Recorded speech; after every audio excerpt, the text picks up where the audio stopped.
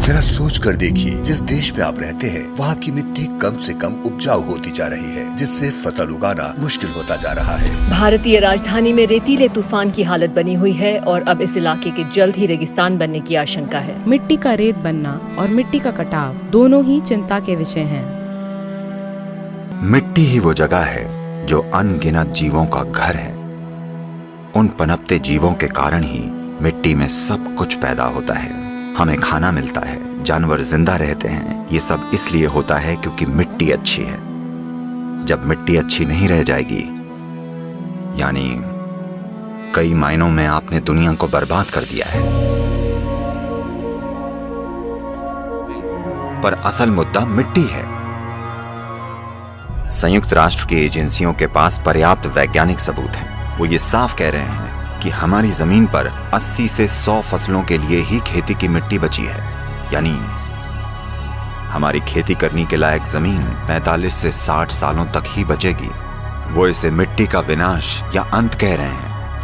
आपने डायनासोर या डोडो के विनाश के बारे में सुना होगा, पर अब हम मिट्टी के विनाश की बातें कर रहे हैं। असली समस्या मिट्टी का गायब होना है, क्योंकि पिछले 30 सालों में 80% बायोमास कीड़े धरती से गायब हो गए हैं। 80%। ये आत्महत्या है। तो 45 या 50 साल के बाद धरती पर भोजन का गंभीर संकट होगा। ये होना ही है। जब भोजन का संकट आएगा तो जिसके पास सबसे बड़ी बंदूकें होंगी वो आकर भोजन ले जाएगा। और दुनिया भर में लोगों के लिए हम जो दुख और दर्द पैदा करेंगे उसकी कल्पना करना भी मुश्किल है।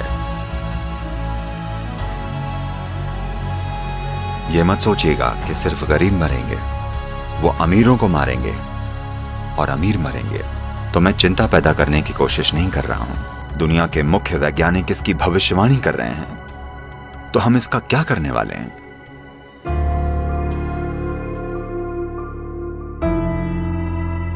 मिट्टी क्यों जा रही है, कहां जा रही है? देखिए, अगर आप रेत में कार्बनिक या ऑर्गेनिक सामग्री मिला दें तो मिट्टी बन जाती है, और मिट्टी से अगर कार्बनिक या ऑर्गेनिक सामग्री निकाल लें तो ये रेत बन जाती है। अगर आप वर्षा वन में जाएं तो मिट्टी में जैविक सामग्री का स्तर 70% से ज्यादा होगा। आमतौर पर खेती की मिट्टी में जैविक सामग्री कम से कम 3 से 6% होनी चाहिए, तभी हम उसे मिट्टी कह सकते हैं। कम से कम 3%। पर आज उदाहरण के लिए भारत की 62% मिट्टी में जैविक सामग्री 0.5 या उससे भी कम है। तो वाकई हम रेगिस्तान बनने की कगार पर हैं। ये पूरी दुनिया में हो रहा है, सिर्फ एक देश में नहीं।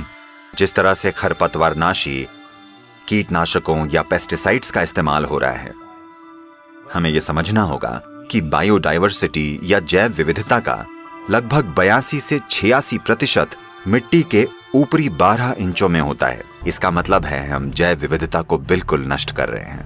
जैव विविधता यानी मिट्टी में मौजूद ह्यूमस। ह्यूमन शब्द ही ह्यूमस शब्द से बना है, यानी ये मिट्टी वाकई जीवित है।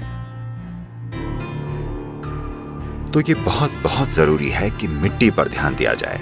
ये मिट्टी ही है जो सारे जीवों का आधार भी है। धरती के चारों ओर औसतन 36 से 39 इंच ऊपर की मिट्टी धरती के 87% जीवों का आधार है। हमें चाहिए कि हम इसे फिर से पहले जैसा बनाने के लिए जागरूकता लाएं। ऐसा सिर्फ तभी होगा जब लोग ये कहेंगे कि यही वो चाहते हैं। तो आइए एक जागरूक धरती बनाएं। आइए इसे कर दिखाएं।